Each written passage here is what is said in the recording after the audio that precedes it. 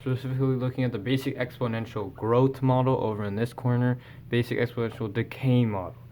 These formulas you specifically use for, so the continuously compounding you use for your half-life. One of the formulas, there's obviously another one you might learn in science as well. So remember that this is just one way, more mathematical minded with E. Use compound interest, the normal standard formula for banking. And actually, you can use pretty much the compound interest formula in the same way as you use the basic exponential growth model, basic exponential decay model. This is pretty much the same thing, but we take out the whole n value in it because it's 1. So what's the need for that?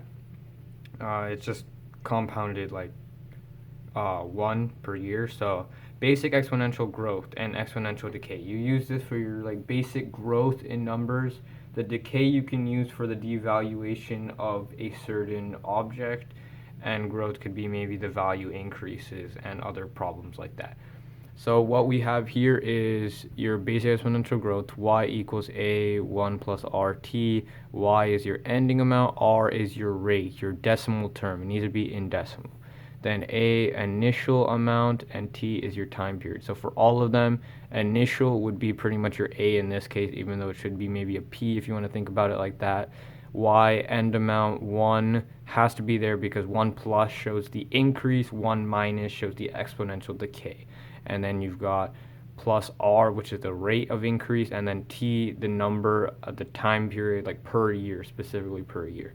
Then when you answer word problems, don't forget to include units. It's key to write your answers with units when you're answering word problems. You have to remember that, especially in these kind of problems. They need to know what your number stands for. If you're trying to look for time periods, remember to put years. If you're trying to look for end amount, you need to put the dollar sign or whatever sign it's supposed to be. It's supposed to be percentage, put it in percentage form for maybe the interest. So that's pretty much what you need. You need to include those units in there. Okay, now we're going to go and do some practice.